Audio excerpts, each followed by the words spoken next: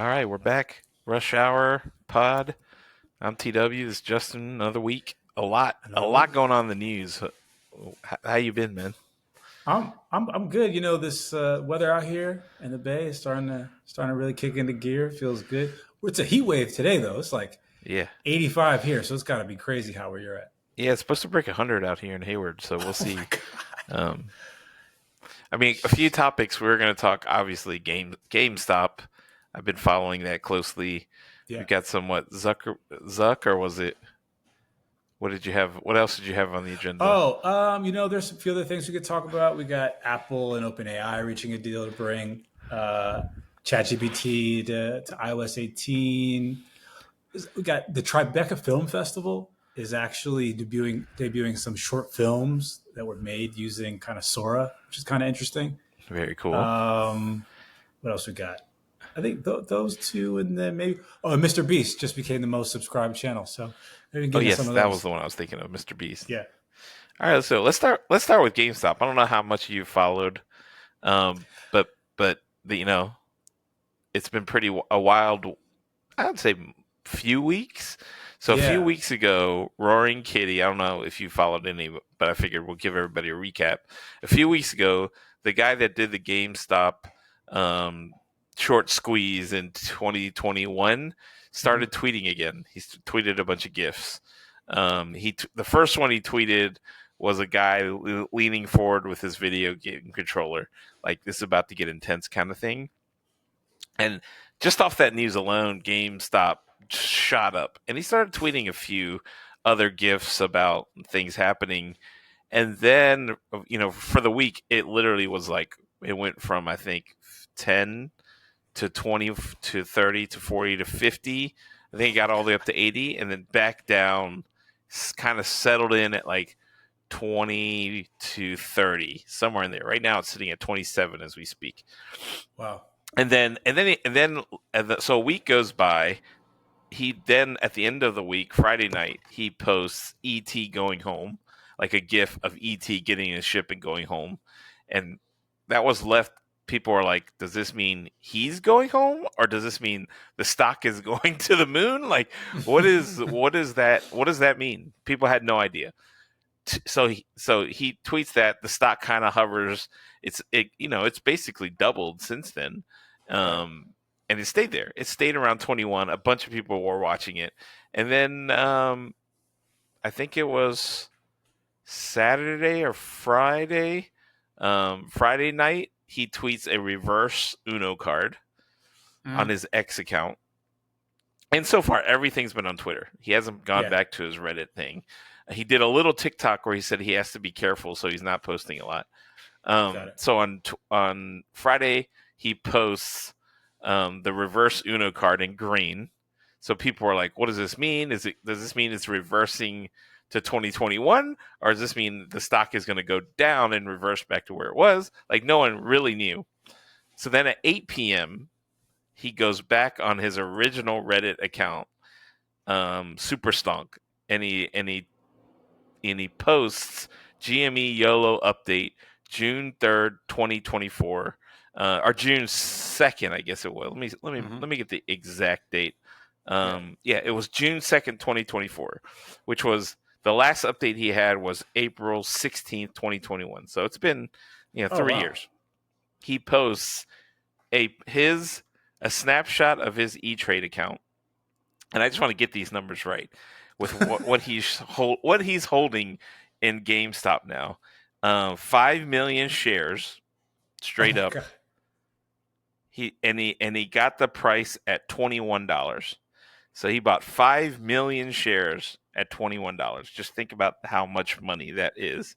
Mm. And then he has a call option at he's got a price paid of $5.67 to buy it at $20 on June 21st. So we got a little less than 2 weeks, and he's got another 65.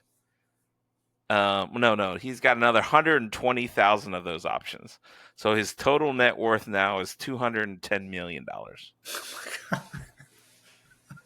Think about that. So for every dollar the stock is above 20, I think he gets 12 million bucks. Jesus. Insane. So now the stock, since he posted that Friday, Monday it went up again. After hours, it absolutely goes insane because there's not enough actual supply.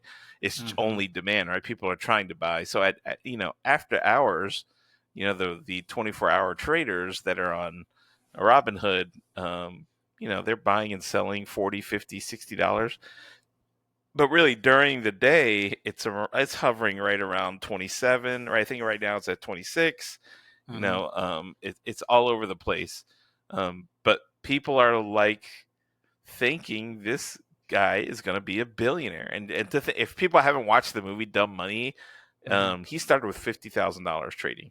So That's so he crazy, he bro. did a bunch of research. He figured out the short squeeze, and his 50K turned into millions. I think in April it was 34 million when he stopped. 30. He turned 50K into 34 million doing this, What are and we then who doing? What are knows we what doing he's in our done. day to day? Yeah, it is insane. So this guy, so everyone's sort of like riding. I know a bunch of people who kind of day trade, and they're all like, "What do we do? Should we ride?" There is that call option for June 21st at $20. Seems like a really, that seems to be a goalpost that a lot of people are thinking, hey, there must be a squeeze in here at some point. And for those that don't Mm-hmm. know, a squeeze is like there are a bunch of shorts out there already. And what happens is shorts are basically you can lose unlimited funds because they're betting it's going down. So if it goes up, you owe the difference, and they can just keep going up, and anything it owes, anything up is you owe the difference. So there's no end to how high it could go. I mean, technically, there is, right. It can't go to infinity, but the thought is the more it goes up, the more you lose on a short. So this squeeze is like forcing people that have shorts to either hedge by buying the shares, which also drives it up.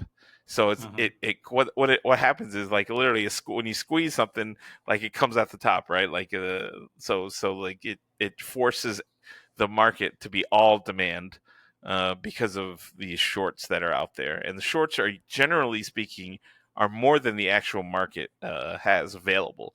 So what happens is people take advantage and they say, hey, this thing's going to go down. I'm going to put in a massive order of shorts, and there's more than that's available. And then what happens is, then they have to pay it out. Right. So it's pretty intense. He sees that, he does the opposite, and then everyone buys and then holds, and then there's nothing available and the stock has to go up, and then Mm-hmm. everyone owes a bunch of money.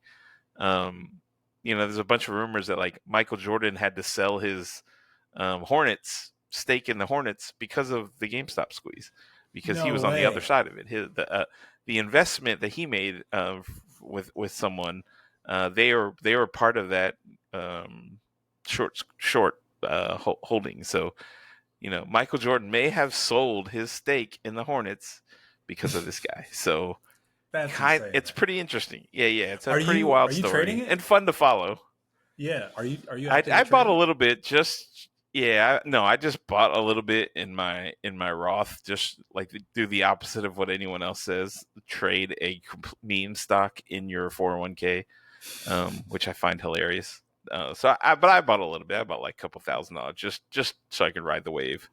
If it Yeah. goes to nothing, so be it. But Man. yeah, it's kind of fun. I just wanted to have some sort of stake. I mean, it's not even about making money. More so, it's just like the education of learning what's really happening in the market and why these things happen. And like we've talked about it. Like you really want to Yep. learn, you put your money where your You mouth got to is, put some skin in the game. and yeah, and you learn. Like right. So I'm just like, hey, I'll throw some money in it, and I'll watch it every day. It's kind of fun. Like, every morning I get up, first thing I think about is like I'm gonna go read what's happening with GameStop and how's the market reacting to this, and it's really fun like to see. I think the retail stuff, now that Robinhood allows you to trade um, late into the night, I think that's a huge advantage. That a lot of people are doing the squeezing and things like that late at night, and they're making like smaller scale runs, so you can double your money over the course of the night. Or whereas someone that's trading in a Roth isn't going to be able to do that. So, but it's Right. still fun. Yeah. Like just to goof around with whatever's happening. It seems like something is going to happen though. That is just too much money Mm-hmm. to think this guy is not going to play around with his life like that. I Yeah. mean, 210 million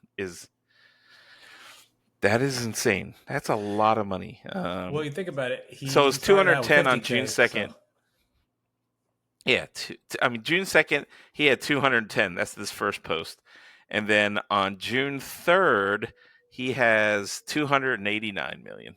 So, you know, it's light work. you do the math there. He's made some really, really, 79 million dollars in one day. So great for Only him. that Cool. much. It's an So amazing story. Let's keep it real. yeah. Yeah. Well, I mean, and so No, what is your take on this? Is this the American dream or the opposite? I think it kind of is. I mean, I'm a fan of all things kind of pop culture and meme driven, and the fact that this can have an impact on the markets is really, it's just really fascinating. And I think none of this would have come into play if like the pandemic hadn't happened. I don't think. People Right. had all that free Right. time looking for something to do. They had their surplus checks, and it kind of resulted in this frenzy, a frenzy around crypto, a frenzy around some of these meme stocks, and the meme thing. I think individual taking a step back, and I'd be curious if you agreed with this.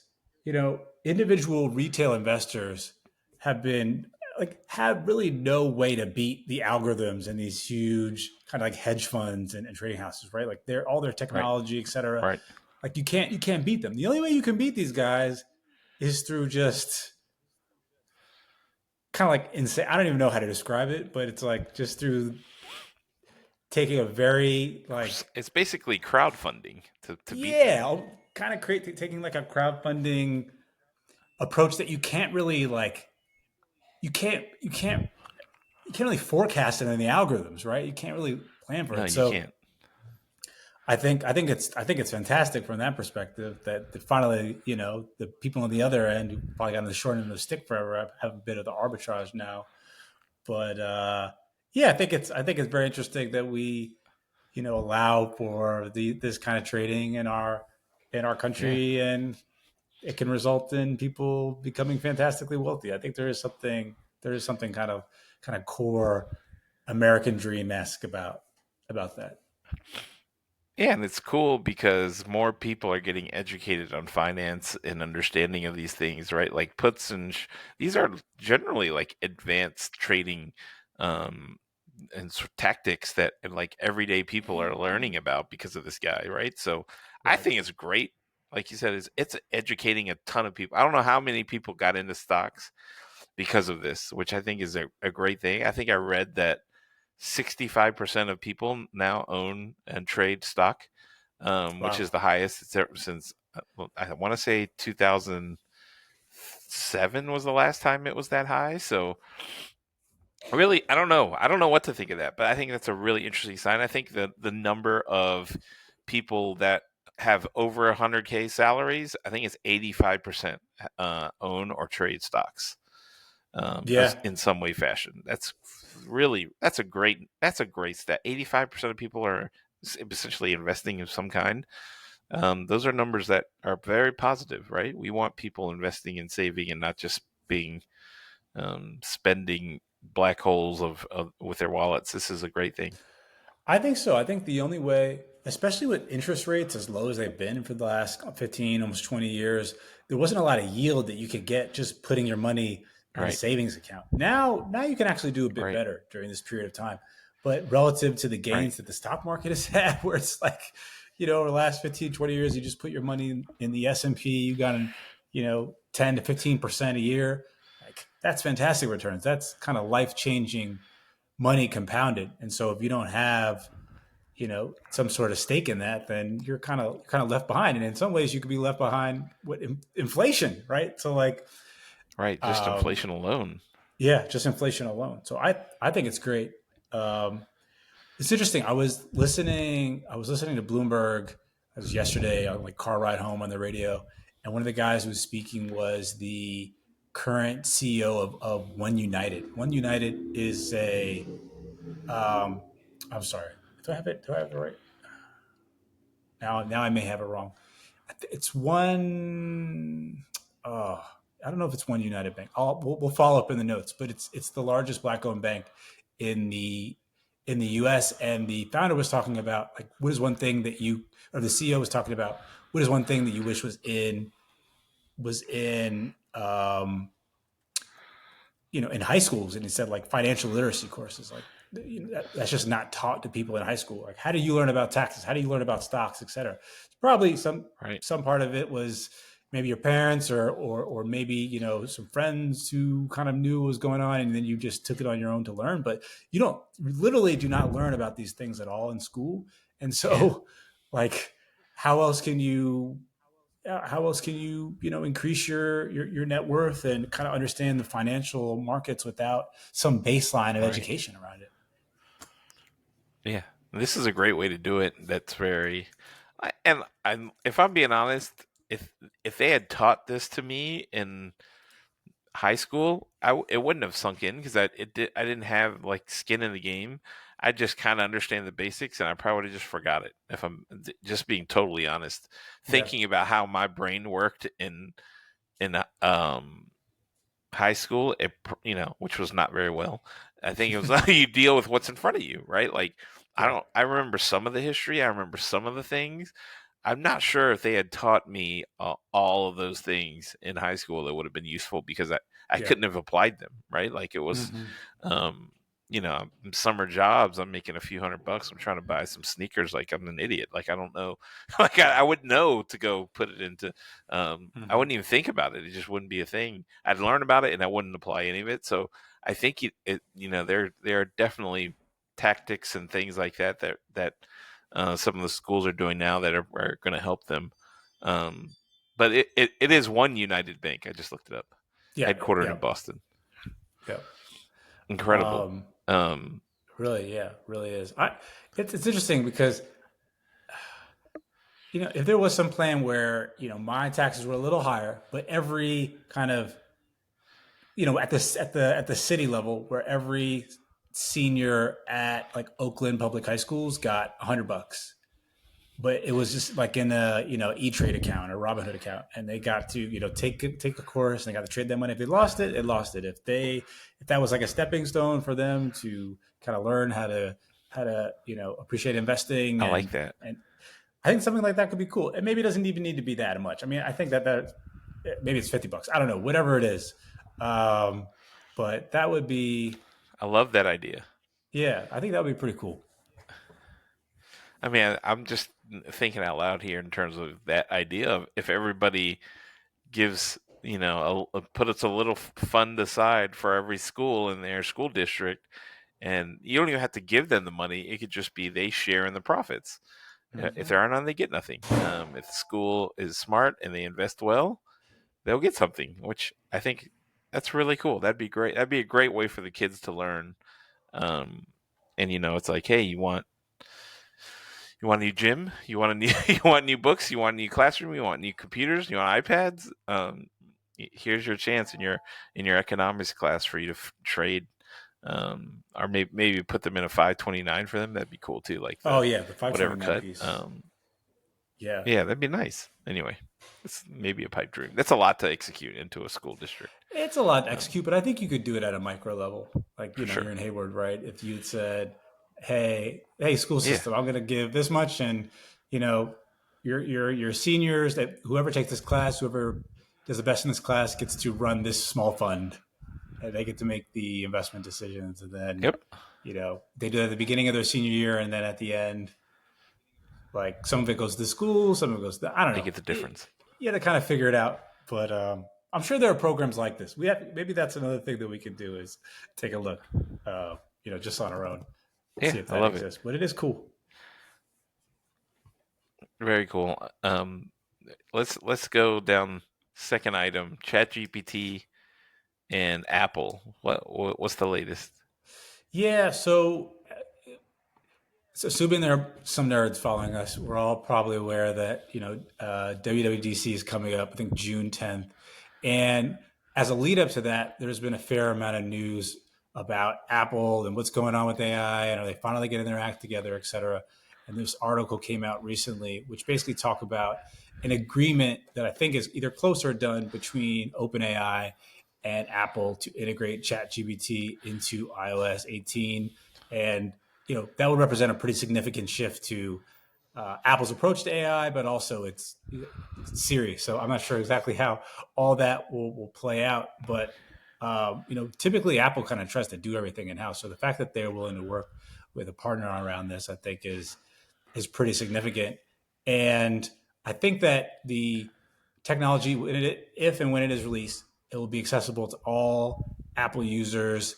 And this also aligns with, this is just a theory, that Apple's considering creating an AI app store, and that this could be kind of the Wow. initial impetus for that as well. So be very keen to see what happens on the 10th in terms of impact on the company and how exactly this integration will work. But I think it, if I'm an Apple investor, I'm kind of like, finally.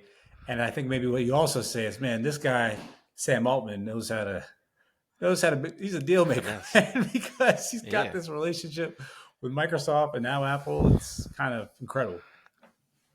The Titans.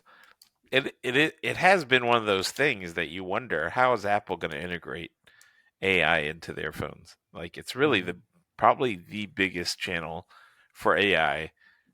I'm I don't know how it's going to implement. I'm a little concerned, if I'm being honest, but we'll see. Like, I'm not a fan of seeing it come through in your chat and like everything's AI generated and you're not really talking to your friends anymore. Just your friends basically AI bot. Like, that sounds Yep, not fun at all. Um, but hey, we'll see. I imagine we'll it's going see. to be some form of that. Yeah. Totally. Chat, sent from my iPhone with ChatGPT. That's, I don't know. We'll see. The rate of progress on this is just incredible. So yeah, we'll have to see Yeah, what because that like what that how much integration do you looks like. do on your phone now? Emails, texts. You It's do. everything. I trade on my phones. I do everything. I'm like glued to my phone. It's terrible. Like, but I Yeah, need this more than my laptop, if I'm being honest. Like, there's some things that 100%. are just a lot easier on your phone. Um, I think with ChatGPT, right now, my ChatGPT, any use of it is definitely computer. It's not mobile. I don't use it on mobile. It's Yeah, more I like don't when really I use have it a on like mobile. serious task that I need to yeah, I don't do it on mobile. So it'll be cool to see. I know I Google Pixel, I have that as well, and it's definitely way better in terms of integration on the Google phones with cameras and how you use the photos and looking up things with Google and its AI. It's light years ahead of Apple. Yeah. Um, and my favorite feature on the Pixel with AI is you can actually set up your phone. So when someone calls you, you can have the AI pick it up, and if it's an unknown number, you can have the AI, say, "Hey, this is Justin's scheduler. He's unavailable right now. Can I ask who's speaking?" And if they say, "Hey, this is TW, we're supposed to do a podcast," it'll like push notification that to you, and then you can say, "I'll answer," or tell them some canned message. Mm, That's I, an I love incredible that. way to integrate. Just optimizing your life on Yeah, every level, yeah. This ultimately. Yeah, because sometimes you're in the middle of a meeting and you get a call and you're like, "Is this important?" I'm just gonna have my AI bot kind of guide me through this on whether or not I should answer, and you get live updates. If it's like, "Hey, Wow. this is Justin, he's on his girlfriend's phone," or whatever. I don't know. Yeah. Then it tells you, which I think is Yeah. kind of amazing.